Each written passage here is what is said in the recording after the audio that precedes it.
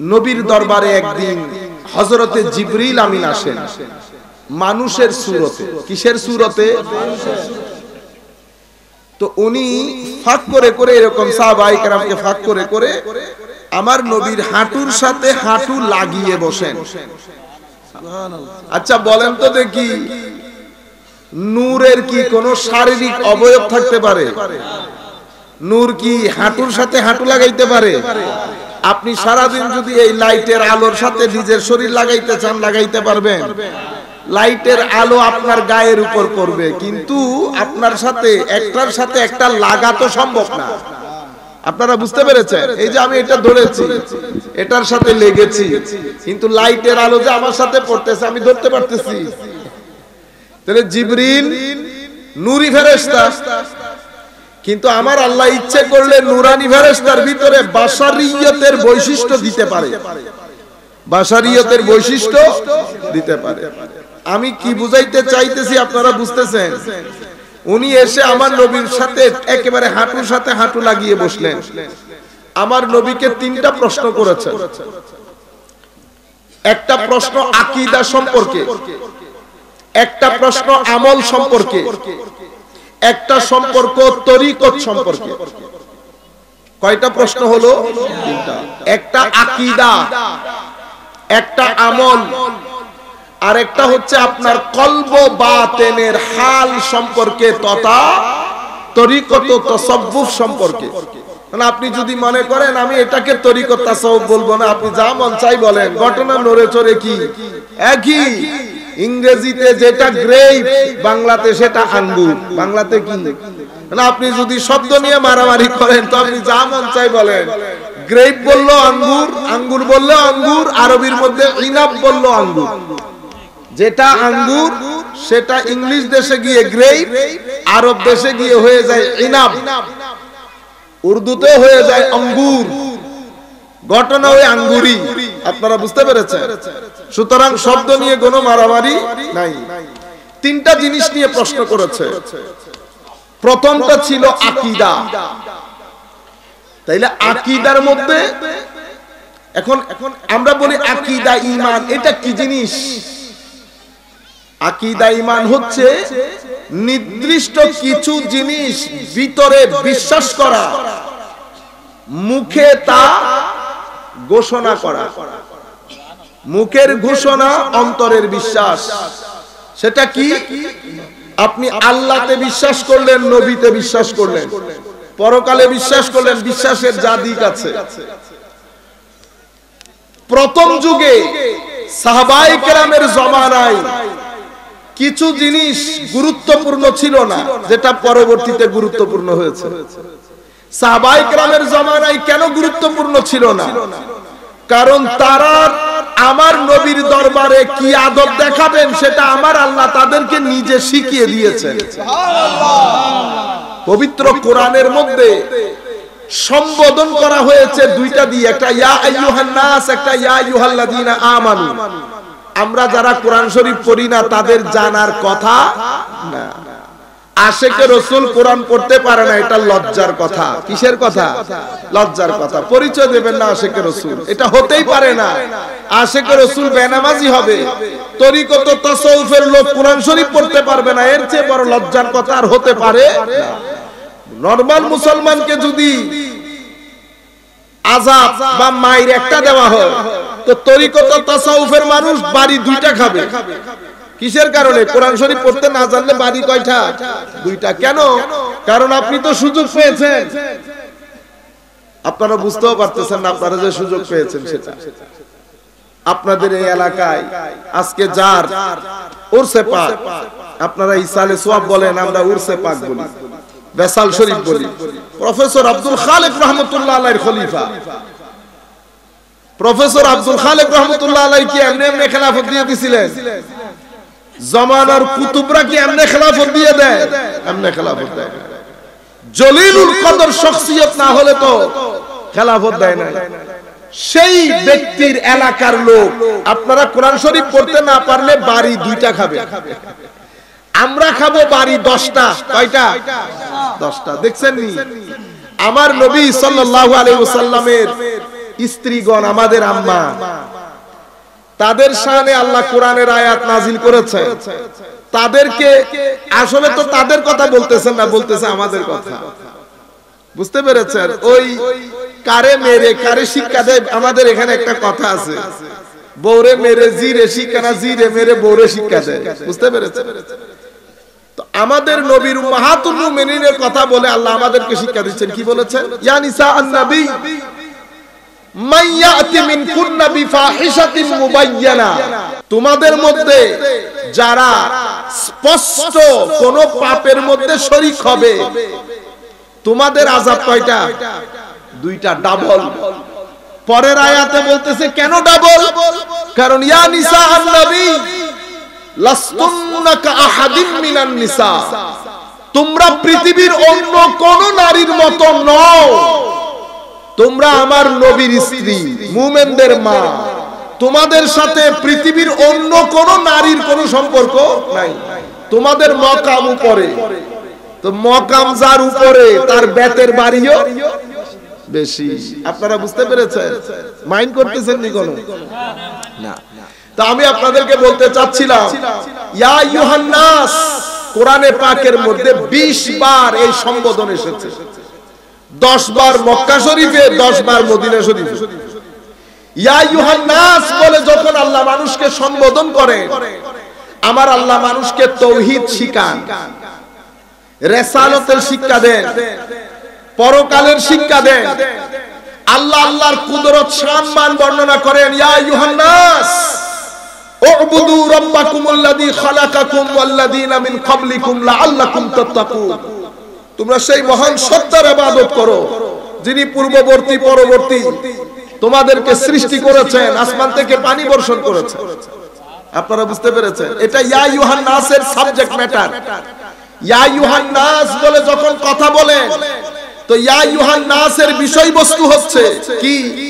ইয়া আইয়ুহান নাসের বিষয়বস্তু তাওহীদ, রিসালাত, পরকাল, ঈমানিয়াত, আল্লাহর কুদরত, এগুলা ইয়া আইয়ুহান নাসের বিষয়বস্তু।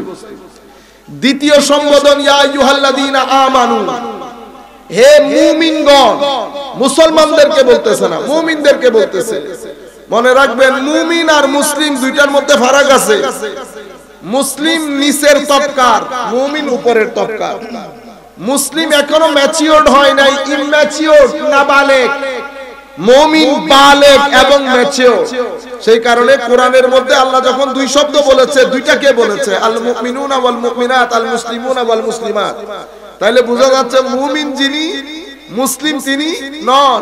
প্রত্যেক মুমিন মুসলিম, প্রত্যেক মুসলিম মুমিন নন। মুমিন উপরে। তো আমার আল্লাহ মুসলমান, আবার কোরআনে পাকের মধ্যে আল্লাহ আয়াতেও বলছে, কি বলেছে? ওয়াকারাতিল আরাব, গ্রামের লোকজন বলেন আমরা ঈমান মুমিন হয়েছি। আমার আল্লাহ বলেন হাবিব বলে দেন তারা যেন মুমিন হয়েছে এটা না বলে। তো তারা কি বলবে? তাদেরকে বলতে বলেন আসলামনা, আমরা ইসলাম কবুল করেছি। কেন? তো কারণ এখনো ঈমানের ফ্লেভার, কি বলেছি? ঈমানের ফ্লেভার, ঈমানের অ্যারোমা, ঈমানের তাসির, ঈমানের আলো, নূর তোমাদের ভিতরের জগৎকে এখনো আলোকিত করে নাই। সুতরাং তোমরা নিজেদেরকে মুসলিম বলো, মুমিন বলিও না। ইয়া আইয়ুহাল্লাযীনা আমানুর মাধ্যমে আল্লাহ পারফেক্ট ম্যাচিওরড মুমিনদেরকে বলতেছেন। সম্বোধন এসেছে 89 বার। কয়বার? 89 বার। এই 89 বারের মধ্যে একবারও মক্কা শরীফে আসে নাই। 13 বছরের মক্কা শরীফে একবারও আসে নাই। আল্লাহ বলেন নাই যে সবাই মিক্স, তো সবাই কি মিক্স, কেউ কাফের, কেউ মুসলিম, কেউ কেউ মুমিন। সেই কারণে আমার আল্লাহ এটা বলেন নাই। মদিনা শরীফে আসার পরে 89 বার ইয়া আইয়ুহাল্লাযীনা আমানু বলেছেন। এই 89 বার আমার আল্লাহ ঘুরিয়ে ফিরিয়ে মুমিনদেরকে আমার নবীর আদব শিক্ষা দিয়েছে। সুবহানাল্লাহ। কি শিক্ষা দিয়েছে? আদব। আমার নবীর সাথে কথা কেমনে বলবেন, আমার নবীর সাথে ডিলিং কেমনে করবেন, আমার নবী ডাক দিলে কিভাবে সাড়া দেবেন, প্রত্যেক জিনিস চুলচেরা বিশ্লেষণ যেভাবে করে সেভাবে সাহাবায়ে কেরামকে আমার নবীর আদব শিক্ষা দিয়েছেন এবং বলেছেন, হে মুমিন, নবীর শানে যদি বিয়াদবি হয়, গুস্তাখি হয়, আমি কিন্তু তোমার সমস্ত আমল, তাহাজ্জুদ বলো, সদকা বলো, দাওয়াত বলো, ওয়াজ তাকরীর বলো, লেখনী বলো, সবকিছু তুলে আমি সমুদ্রে নিক্ষেপ করব, তুমি বুঝতেও পারবে না, তুমি টেরও পাবে না। আমি দুই একটা আয়াতের নমুনা দিলে আপনারা বুঝতে পারবেন। আমার আল্লাহ বলছেন সূরা হুজুরাতের মধ্যে, তারও আগে আগ থেকে শুরু করে দুই তিনটা আয়াত, আমার হাতে সময় নাই। ইয়া আইয়ুহাল্লাযীনা আমানু লা তাকুলু রায়না ওয়া কুলু উনজুরনা, হে মুমিন, তোমরা রায়না বলিও না, উনজুরনা বলো। প্রথম আদব। কেন রায়না বলবো না ইয়া রাসূলুল্লাহ, ইয়া মাওলা? রায়না, রায়না মানে সাহাবায়ে কেরাম বলতে চাচ্ছেন, হুজুর আমাদের দিকে একটু দৃষ্টিপাত করেন, অ্যাটেনশন ড্র করতেছেন সাহাবায়ে কেরাম। কিন্তু রায়নার আরো অর্থ আছে, তোর মধ্যে একটা অর্থ হচ্ছে যারা মেষ ছাগল চড়ান তাদেরকে রাই বলা হয়, ওই হিসাবে যিনি ছাগল চড়ান অর্থটা ওই দিকেও যায়। মুনাফিকরা নবীর শানে বিয়াদবি করার জন্য ওই নিয়তে আমার নবীকে রায়না বলা শুরু করেছে। এখন আমার আল্লাহ তো মনের খবর জানে, যখন বুঝতে পেরেছে মুনাফিকরা বিয়াদবির বাজার গরম করছে, আমার নবী মুমিনদেরকে নবীর আদব শিখালেন কি, তো আজকে থেকে নবীর শানে রায়না বলবেই না। মাওলার রায়নার অর্থ তো ঠিক আছে, কেন অর্থ ঠিক আছে, কিন্তু বিয়াদবরা বিয়াদবি বের করতেছে, সুতরাং রায়না শব্দ আমার নবীর শানে বেন ঘোষণা করছে। কি কারণে? আদবের কারণে। কি বলবো তাহলে মাওলা? তো বলবে উনজুরনা, হুজুর একটু দৃষ্টি দেন আমাদের দিকে। আপনারা এই আয়াতের মাধ্যমে শরীয়তের কোন মাসআলা সাবেত হয় না, কোন ফাঁকা ফতোয়া নাই এখানে। নিরেট আমার নবীর আদব শিক্ষা দেওয়ার জন্য আল্লাহ কোরআনের এই আয়াত নাযিল করেছেন। নাম্বার 1। নাম্বার 2, আমার আল্লাহ বলছেন, ইয়া আইয়ুহাল্লাযীনা আমানু ইস্তাজিবু লিল্লাহি ওয়া লির-রাসূলি ইযা দাআকুম, হে মুমিন, তোমরা আল্লাহ এবং রাসূলের আহ্বানে সাড়া দাও যখন তিনি তোমাদেরকে আহ্বান করেন। সাড়া দেব দুইজনকে, আহ্বান করে একজনে। পৃথিবীর কোন গ্রামারের সাথে যায় এটা? পৃথিবীর কোন গ্রামার, বাংলা বলেন ইংরেজি বলেন, কোন গ্রামারের সাথে এটা যায় না। নাউন যদি দুইটা হয়, প্রনাউনের মধ্যে প্লুরাল হবে, দে হবে, হি হবে না। মানে আমি যদি বলি আপনি এবং আপনার বাবার শার্টের সাইজ কত, আপনি আপনার বাবা দুইজনের কাপড়ের সাইজ কত, আপনারা সাদা রং পছন্দ করেন না কালো, এটা বলবো, নাকি আপনি সাদা রং পছন্দ করেন না কালো, এটা বলবো? মানুষ যেহেতু দুইজন, বলতে হবে আপনারা। আপনি বললে শুদ্ধ হবে? শুদ্ধ হবে না। কেন? কারণ আমি দুইজনের বিষয়ে প্রশ্ন করেছি, আপনি এবং আপনার বাবা, দুইজন মিলে আপনারা, আপনি না। এখন হে মুমিন, সাড়া দাও কার আহ্বানে? আল্লাহ এবং রাসূলের আহ্বানে। যখন তারা আহ্বান করেন, কথা হওয়ার কথা ছিল এরকম, কিন্তু আল্লাহ বলছেন কি, ইয়া আইয়ুহাল্লাযীনা আমানু ইস্তাজিবু লিল্লাহি ওয়া লির-রাসূলি ইযা দাআকুম, হে মুমিন, আল্লাহ রাসূলের আহ্বানে সাড়া দাও যখন তিনি আহ্বান করেন। মওলা, সাড়া দেব দুইজনের ডাকে, কিন্তু আপনি বলছেন আহ্বান করবেন একজনে। আমি কাউকে আহ্বান করি না, আমি কথা বলি শুধু নবীর সাথে, তোমার সাথে আমার কোনো কথা নাই। তোমার সাথে নবী কথা বলবে, আমার সাথে তোমার কোনো কথা নাই। নবী আহ্বান করা মানি আমি আহ্বান করা, সুতরাং নবীর প্রত্যেক কাজের মধ্যে আমিও শামিল আছি। সুবহানাল্লাহ। সেই কারণে আমাদের ঈমানের এই জিনিসটা মুখস্থ করে ফেললে আমার আজকের 15 মিনিট সার্থক। আমাদের ঈমানের জান, ঈমানের প্রাণ, ঈমানের শিকড় তাওহীদ। কি জিনিস? তাওহীদ। আল্লাহর একত্ববাদ। আল্লাহ এক, অদ্বিতীয়, শুরু নাই, শেষ নাই, জায়গা নাই, ডান নাই, বাম নাই, উপর নাই, নিচ নাই, সময়, কাল, স্থান সব কিছু থেকে পুত পবিত্র। কারো মত না, কারো সাদৃশ্য না, কোন দিক থেকে আকারে, রঙে, আকৃতি, প্রকৃতি, গঠন, ধরন, কোন দিক থেকে মাওলা কারো মত না। তাওহীদ রব্বানি।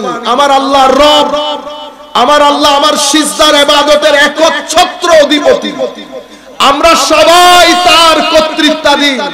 তিনি মালিক, তিনি দয়ালু, তিনি রহিম, তিনি মালিক। সূরা ফাতিহার মধ্যে যেভাবে বলেছেন উলুহিয়ত, রুবুবিয়ত, রহমানিয়ত, রহিমিয়ত, মালিকিয়ত। আলহামদুলিল্লাহি রাব্বিল আলামিন, আর রহমানির রহিম, মালিকি ইয়াউমিদ্দিন। এই মহান রব, এই তাওহীদ হচ্ছে আমাদের ঈমানের প্রাণ কেন্দ্র। সেই তাওহীদের চাবি, সেই তাওহীদের তালার চাবি হচ্ছে রিসালাত। আপনি রিসালাত বাদ দিলে তাওহীদের তালার চাবি খুলতে পারবে নিজে নিজে পণ্ডিতি করে গেলে কোনো লাভ নাই। তাইলে মূল প্রাণ তাওহীদ, তাওহীদের তালার চাবি রিসালাত। রিসালাতের প্রাণ মূল আনুগত্য, নবী কর্তৃক আনিত বাণীগুলাকে অনুকরণ করা। আচ্ছা, আনুগত্যের চাবি হচ্ছে আমার নবী। আমার নবীর ব্যক্তি সত্তার প্রতি অফুরন্ত মায়া মমতা, এটা হচ্ছে নবীর আনুগত্যের চাবি। মহব্বত যদি না থাকে আনুগত্য কবুল হবে না। মহব্বত না থাকলে আনুগত্য কবুল হবে না। তাইলে আমি আপনাদেরকে এটার আলোকে দুইটা হাদিস বলে আমরা ওই বিষয়টা শেষ করব। আমি আবার বলি, আমাদের ঈমানের প্রাণ তাওহীদ, তাওহীদের তালার চাবি রিসালাত, রিসালাতের প্রাণ আনুগত্য, আনুগত্যের প্রাণ আমার নবীর প্রতি মহব্বত। আপনারা বুঝতে পেরেছেন? সম্মানিত উপস্থিতি, আমার এই কথার সামনে আমার নবীর জামানার দুইটা আদর্শকে আমি আপনাদের সম্মুখে দাঁড় করাই। সাহাবায়ে কেরাম, সাহাবায়ে কেরাম হযরতে আবু বকর সিদ্দিক রাদিয়াল্লাহু আনহু, ফারুক আযম, উসমানে গনি, সাহাবায়ে কেরাম বলতে সাহাবায়ে কেরাম। সাহাবীরা কেমন ছিলেন? তাওহীদ বলেন, আনুগত্য বলেন, আমার নবীর ইশক মহব্বত বলেন। তাওহীদের ব্যাপারেও আপনারা জানেন, আনুগত্যের ব্যাপারেও আপনারা জানেন। আমার নবী যেরকম করতেন সাহাবায়ে কেরাম সেরকম করতেন। আমি শুধু একটা एग्जांपल দেই।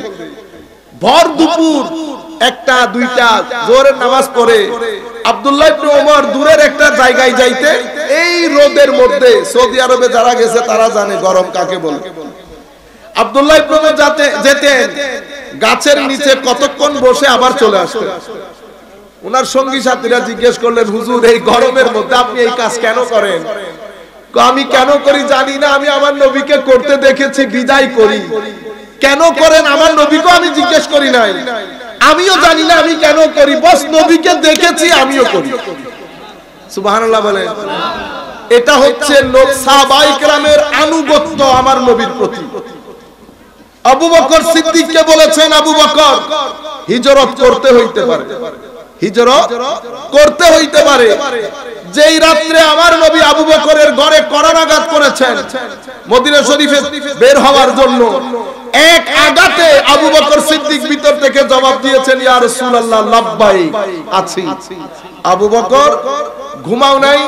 কয় ইয়া রাসূলুল্লাহ, ঘুম তো সেদিন থেকে বন্ধ করে দিয়েছি যেদিন আমার প্রিয় বলেছে আবু বকর খেয়াল রাখিও হিজরত করতে হইতে পারে। এটাকে বলে নবীর আনুগত্য, নবীর প্রতি তাদের ডেডিকেশন এবং স্যাক্রিফাইস। এটা তো আপন জায়গায়। এবার মোহাব্বত কেমন ছিল সেটা দেখেন। আমার থিসিস কি করেছি? ঈমানের প্রাণ আমি বলেছি তৌহিদ, তৌহিদের তালার চাবি রিসালাত, রিসালাতের প্রাণ আনুগত্য, আনুগত্যের তালার চাবি মোহাব্বত।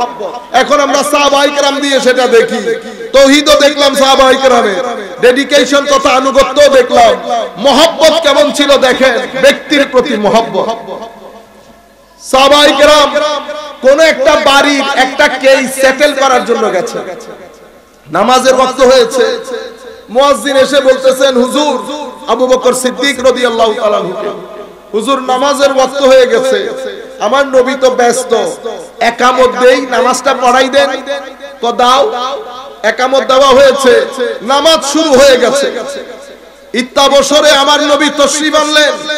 ওয়াহুম, হাদিসে পাকের মধ্যে এভাবে এসেছে, ওয়াহুম সুফুফুন ফিস সালাত, তারা নামাজের মধ্যে, বুঝার চেষ্টা করেন, নামাজের জামাত চলছে।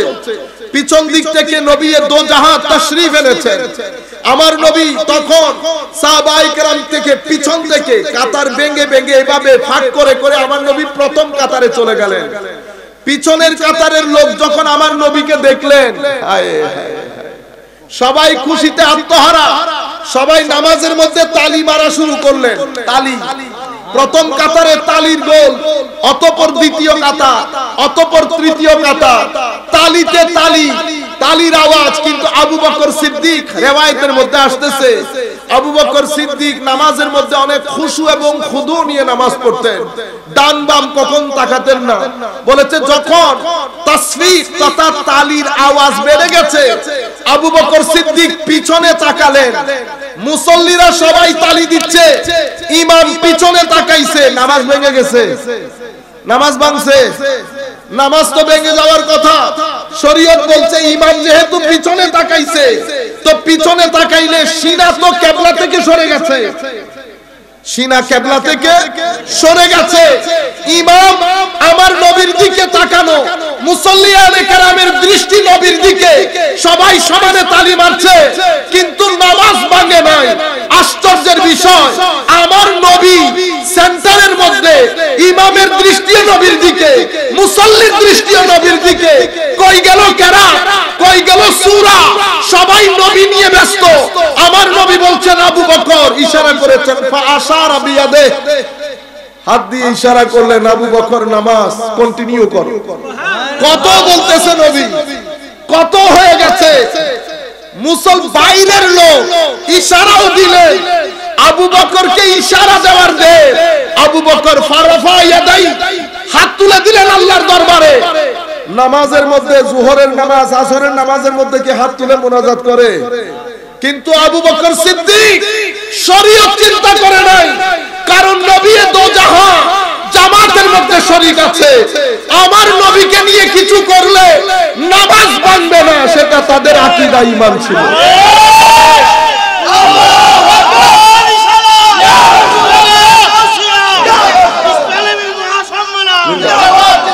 ফারাফা ইয়াদাই, আবু বকর আল্লাহর দরবারে হাত তুললেন। ফাহামিদাল্লাহ, হাদিসে পাকের মধ্যে আসছে, আল্লাহর দরবারে প্রশংসা করলেন। আল্লাহ, কুহাফার ছেলে, কি বলে দেখেন আল্লাহর দরবারে, কুহাফার ছেলে আবু বকরকে তুমি এই মাকাম দিলা। সেই নামাজের ইমামতিতে কুহাফার ছেলে দাঁড়িয়ে আছে, যেই নামাজের মুসল্লির কাতারে ইমামুল মুরসালিন দাঁড়িয়ে আছে। শুকরিয়া তোমার দরবারে। মুনাজাত শেষ করে আবু বকর সিদ্দিক পিছনে আসলেন, আমার নবী ইমামতিতে গেলেন। ইমামতি কন্টিনিউ হলো, নামাজের জায়গায় নামাজ থেকে গেছে, নামাজ ভাঙে নাই। এত কাজের পরেও, এত কাজের পরেও নামাজ শেষ করে আমার নবী বলছেন, আবু বকর, আমি না বলেছি তোমাকে নামাজ পড়িয়ে দিতে? উনি আবারও বলছেন, ইয়া রাসূলুল্লাহ, আবু বকর নামাজ পড়াবে? কুহাফার ছেলে আবু বকরের কি শান, এমন নামাজের ইমামতিতে দাঁড়িয়ে থাকবে যে নামাজের মুসল্লির কাতার ইমামুল মুরসালিন দাঁড়ানো আছে। তখন আমার নবী খুশি হলেন আদব দেখে সাহাবীদের, কি আদব, কি তাজিম বলেন দেখি। সাহাবায়ে কেরামের এই আদব, এই তাজিম আখেরি সময়ের এই সময়ের মধ্যে আমার নবীর প্রতি কারা প্রদর্শন করে?